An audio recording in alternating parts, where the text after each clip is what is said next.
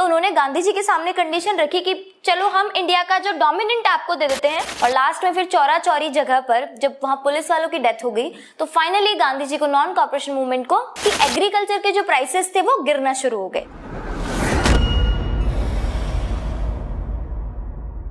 Good evening students, welcome to learn India everyday run by अल्कारो career institute.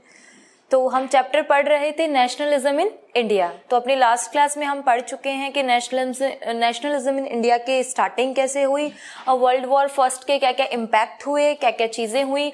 After that हमने पढ़ा कि गांधी जी आए और उन्होंने कौन कौन से 3 स्ट्रगल किए। उनके स्ट्रगल के बाद हमने Rowlatt act, Jallianwala Bagh massacre, after that we have read these thing.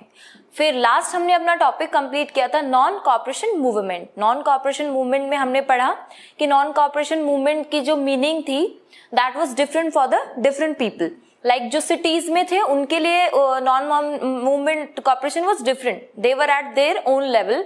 और जो विलेजेस में जो पीसेंट्स थे उनका लेवल डिफरेंट था। इसके अलावा जो टी गार्डन में, टी प्लांटेशन में जो वर्कर्स थे उनके लिए इसका मीनिंग अलग था। और लास्ट में जो ट्राइब लोग थे उनके लिए इसका मीनिंग अलग था।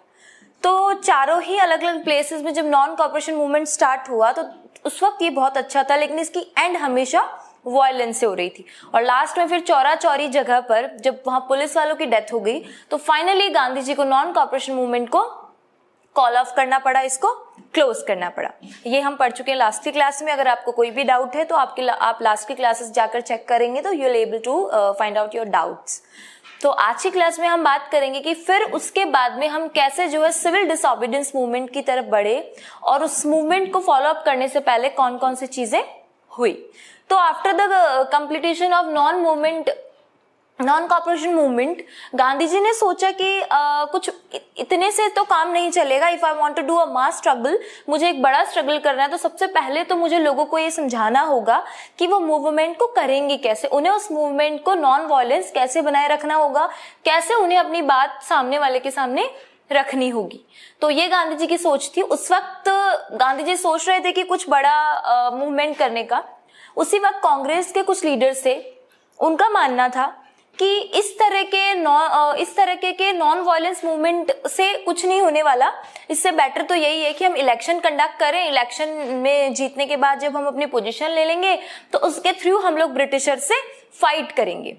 तो इसके लिए इन्होंने सीडी दास और मोतीलाल नेहरू ने जो अपनी एक पार्टी बनाई थी, उस पार्टी में यही 2 लोग थे। लेकिन सुभाष चंद्र बोस और Jawaharlal Nehru were not participated in this party. इन्होंने कहा कि भाई नहीं, अगर देश को आजादी दिलानी है, इंडिपेंडेंस दिलवाना है तो we need a mass struggle, हमें एक बड़ा स्ट्रगल चाहिए। इस तरीके के इलेक्शन से उस वक्त कुछ भी नहीं हो पाएगा। इस तरीके के कांग्रेस पार्टी में आपस में विवाद चल रहे थे। रेडिकल लोगों के अलग सोच, मॉडरेट लोग जो थे उनका अलग सोचना था।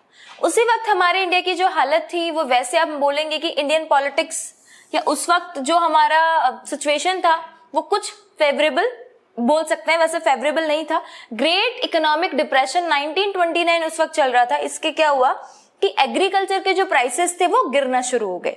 मतलब उनके खाने पीने की जो सामान थी उनकी रेट्स कम हो गई। एग्रीकल्चर गुड था जो दूसरे देशों में जाना, एक्सपोर्ट जाना बहुत कम हो गया, जिससे किसान लोग थे वो अपने जो फसल थी वो मार्केट में सेल नहीं कर पा रहे थे, उनको कुछ प्रॉब्लम्स आ रही थी। ये तो एक प्रॉब्लम थी जो साथ के साथ चल रही थी। साथ ही साथ में एक जब ब्रिटिशर्स को लगा कि कुछ ना कुछ तो उनको करना पड़ेगा, अदरवाइज तो इस तरीके से काम नहीं चलेगा, तब उस वक्त इंग्लैंड के अंदर जो है इनकी टूरी गवर्नमेंट थी। तो इनकी जो गवर्नमेंट थी टूरी गवर्नमेंट, उन्होंने सोचा कि चलो कुछ आजादी या कुछ राइट्स दे देते हैं इंडियन लोगों को इंडिया के लिए। तो उन्होंने क्या है, एक वहां उस वक्त जो वहां का लीडर था वो था सर जॉन साइमन। तो सर जॉन साइमन को उन्होंने इंडिया भेजा 1927 में एक कमीशन लेकर के। कमीशन में मतलब जिसमें कुछ चीजें लिखी हुई थी जो डिस्कस करने के लिए, जिसे फॉलो अप करने के लिए उन्होंने वहां पर भेजा सर जॉन साइमन कमीशन को, जो 1927 में आए थे। और इसे ही साइमन कमीशन के नाम से हम लोग जानते हैं। इसका ऑब्जेक्टिव क्या था, मींस उन्होंने क्यों भेजा था साइमन कमीशन को यहाँ पर।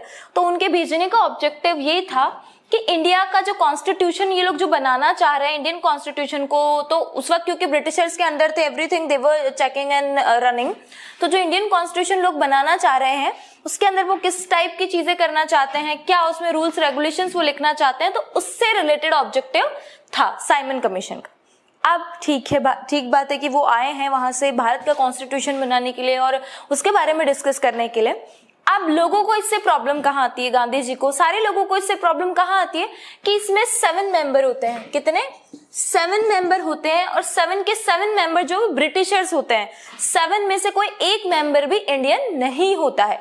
ये चीज सबको बहुत परेशान करती है कि हम कॉन्स्टिट्यूशन बना रहे हैं इंडिया का, हम बात कर रहे हैं इंडिया के कॉन्स्टिट्यूशन की, लेकिन उसमें 7 के 7 जो मेंबर है वो सातों के सातों ब्रिटिशर्स है। There was not a single Indian man to decide what is going to in the that particular assembly. तो दिस वाज द प्रॉब्लम। सारे लोगों को इससे बड़ी प्रॉब्लम होती है, लोग बहुत नाराज हो जाते हैं, साइमन गो बैक के नारे स्लोगन लगाते हैं, इस तरीके से सारी चीजें बहुत खराब हो जाती है।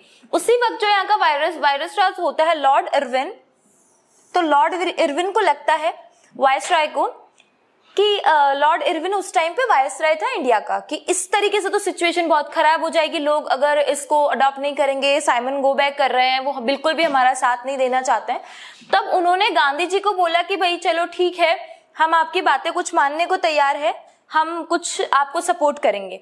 तो उन्होंने गांधी जी के सामने कंडीशन रखी कि चलो हम इंडिया का जो डोमिनेंट आपको दे देते हैं कि आप जो है इसको चलाओ, आप रूल्स रेगुलेशंस बना लो इंडिया के जैसे आपके कॉन्स्टिट्यूशन में आपको बनाने हैं, लेकिन वो हमारे अंडर रहेगा, रूल आप करो, डोमिनेंट आपका रहेगा, लेकिन वो किसके अंडर होगा? हमारे अंडर होगा। एक तो इन्होंने ये ऑफर किया।